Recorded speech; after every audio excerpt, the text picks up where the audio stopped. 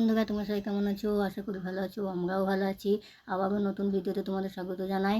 আর এদিকে দেখো, আমরা মায়াপুর থেকে বেরিয়ে পড়েছি দিদি বাড়ির থেকে।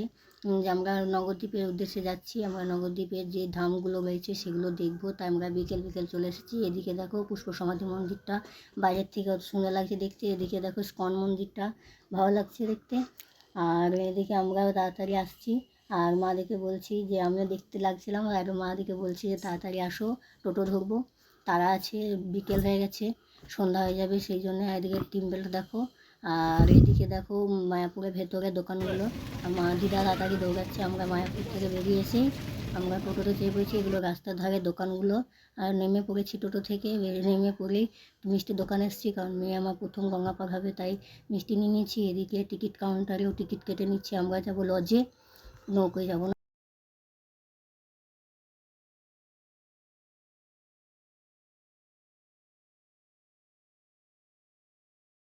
দেখো গঙ্গাটা কত সুন্দর লাগছে দেখতে। আর আমরা গঙ্গা মাছ ছেতে চলে এসেছি। আর এদিক থেকে লঞ্চে আমাদের লঞ্চ মানে লঞ্চ থেকে আমরা নামবো, তাই লঞ্চটা লেগে গেছে। আমরা নেমেও পড়েছি।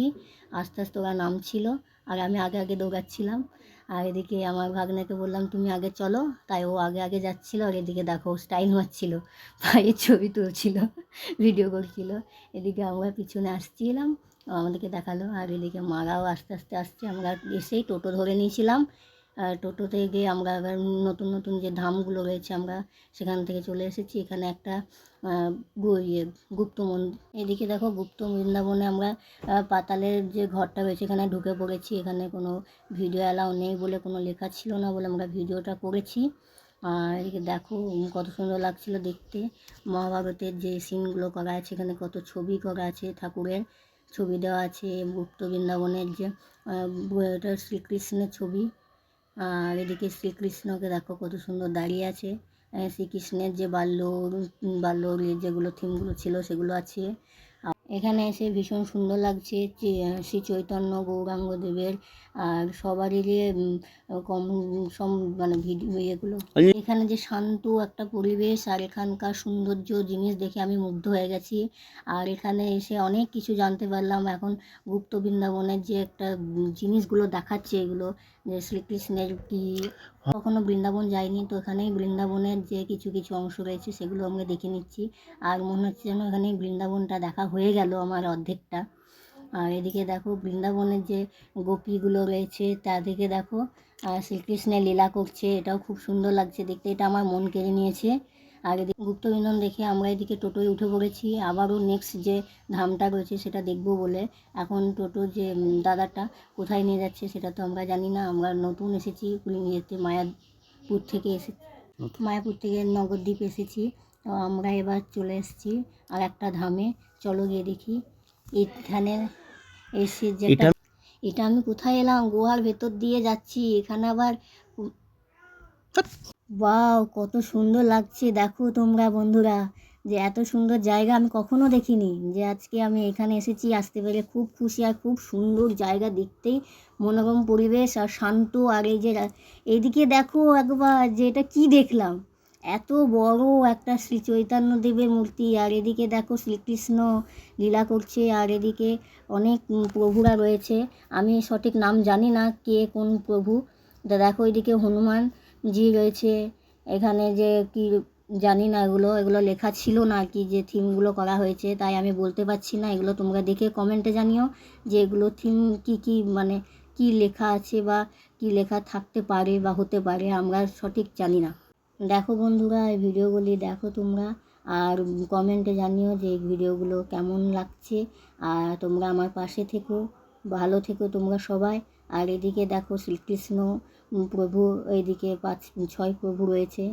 আর এদিকটা দেখো কত সুন্দর সুন্দর থিম করা আছে প্রভুর। আর ওইদিকে দেখো। আর এই রাত্রিবেলায় এসে আমরা একটা জিনিস দেখতে পেলাম, যে লাইটিংয়ের যে সৌন্দর্যটা, এটা কিন্তু দিনের বেলায় তোমরা দেখতে পাবে না। তা এটা মিস করবে তোমরা যদি দিনের বেলায় আসো। রাত্রিবেলায় এসো, দেখবে খুব সুন্দর লাগবে। এদিকে দেখো ঝর্ণাটা কত সুন্দর বিয়ে করছে। আর আমরা দেখো এতটাই আমাদের সৌভাগ্য যে আমরা সব কিছু একসঙ্গে দেখতে পাচ্ছি, লাইটিং। আবার এদিকে দেখো জল মাছ খেলা করছে, মাছগুলো খুব সুন্দর। আর এদিকে প্রভুকে দেখছি তো দেখতেই থাকি, তাই মনে হচ্ছে যেতে আর ইচ্ছে হচ্ছে না। এদিকে নারায়ণ থিমগুলো রয়েছে, আর আরও অনেক কিছু থিম করা রয়েছে এখানে, তোমাদেরকে চলো ঘুরে দেখাই। এদিকে দেখো মা লক্ষ্মী নারায়ণের পাশে আছে, আর এদিকে আছে এটা কি ঠাকুর আমি সঠিক জানি না। তোমরা এগুলো দেখো আর আমাদেরকে সাপোর্ট করো, এইসব নতুন নতুন ভিডিও আরও যাতে করতে পারি তার জন্য আমাদেরকে সাহায্য করো। আর আমাদেরকে আমাদের পাশে থেকে আমাদের যে চ্যানেলটি যে সাবস্ক্রাইব করে দিও, আর বেল আইকনটি প্রেস করে দিও, যাতে আমরা নতুন নতুন ভিডিও করার সময় তোমাদের ভিডিও আপলোড করার সঙ্গে সঙ্গে যেন তোমাদের এর পৌঁছে যায় আর তোমরা যেন দেখতে পাও। আর আমরা যদি কোনো কিছু ভুল করে থাকি সেটা আমাদেরকে ক্ষমা করো। আমরা প্রথম এই ইউটিউব চ্যানেলে আমরা প্রথম নেমেছি, তো আমরা তো জানি না কোনটা সঠিক কোনটা ভুল, কিন্তু আমাদেরকে একটু যদি আমাদের ভুল হয়ে থাকে তোমরা আমাদের একটু ম্যানেজ করে নিও। এদিকে দেখো প্রভুকে কত সুন্দর লাগছে দেখতে। আর এই জায়গাটায় এসে আমার মনে হচ্ছিল না বাড়ি যাই ফিরে, খুব সুন্দর লাগছিল দেখতে থিমগুলো।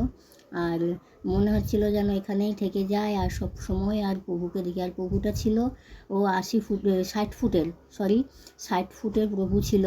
আর এই প্রভুটাকে দেখতে আমার খুব সুন্দর লাগছিল। আর এখানকার যেগুলো জিনিসগুলো রয়েছে, যে থিমগুলো রয়েছে দেখছি আর মনে মনে ভাবছি যে এত কিছু ছিল, আমি কিছুই জানতাম না, সেগুলো এখানে এসে অনেক কিছু জানলাম, দেখলাম, আর কিছুটা হলেও আমি শিখলাম আর অনুভব করলাম যে না, সত্যিই অসাধারণ জায়গা আছে। এখনও আমাদের জীবনে আরও অনেক বাকি আছে কিছু দেখার, অনেক কিছু জানার।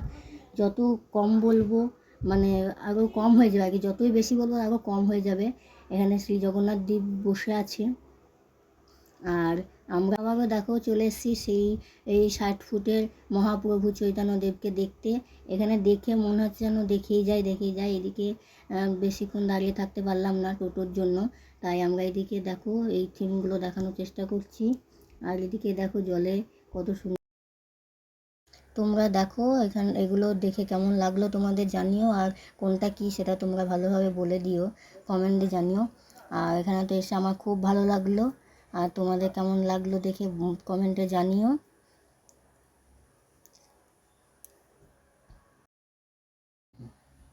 দেখো ওইদিকে আমরা সোনা গৌরাঙ্গ দেখতে চলে এসেছি, খুব সুন্দর লাগছে সোনা গৌরাঙ্গটা দেখো। আর এদিকে দেখো এটা আমি কি দেখলাম, এত বড় ভোলেনাথ, দেখো দেখে আমি মুগ্ধ হয়ে গেছি। এখানে রাত্রিবেলা এসেছি, এই যে লাইটিং আর এই যে ভোলেনাথ 80 ফুটের ভোলেনাথ এখানে দেখা যাচ্ছে দেখো। আর আমি তো দেখছি আর ভাবছি যে আমার এইখানে যে এসে যে এত সুন্দর লাগবে, আর এই যে জিনিসটা দেখতে পাবো 80 ফুটের ভোলেনাথকে দেখতে পাবো, এটা আমি ভাবতে পারিনি।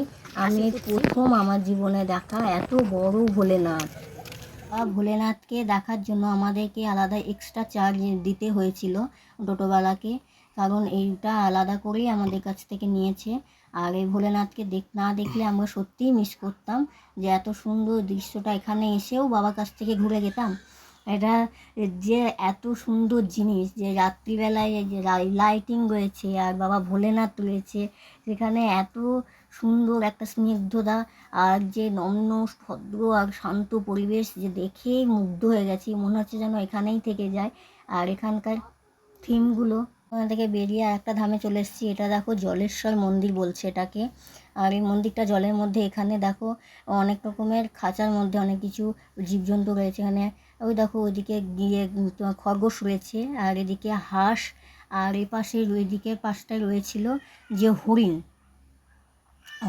হরিণটা রয়েছিল। আর আমি হরিণটার গায়ে হাত বুলোচ্ছিলাম, দেখছিলাম হরিণগুলোকে, দেখে খুব সুন্দর লাগছিল। যেখানকার মন্দিরের সঙ্গে সঙ্গে যে পশু পাখি যে থাকে সেগুলোও দেখলাম। আর জলের মধ্যে যে মন্দিরটা রয়েছে দেখো, অসুন্দর মানে অসম্ভব সুন্দর একটা দৃশ্য, দেখে মনে হচ্ছে যেন সত্যি অবাক হয়ে যাচ্ছি আমি, যে জলের মধ্যেখানে মন্দির রয়েছে। দেখো মন্দিরে যাওয়ার জন্য একটা নৌকো বাঁধা রয়েছে। দ্বীপের ফেমাস দই আমরা 2 হাঁড়ি নিয়ে নিয়েছি এখান থেকে। আর ভিডিওটি এখানে শেষ করলাম, ভালো লাগলে লাইক সাবস্ক্রাইব করে দিও।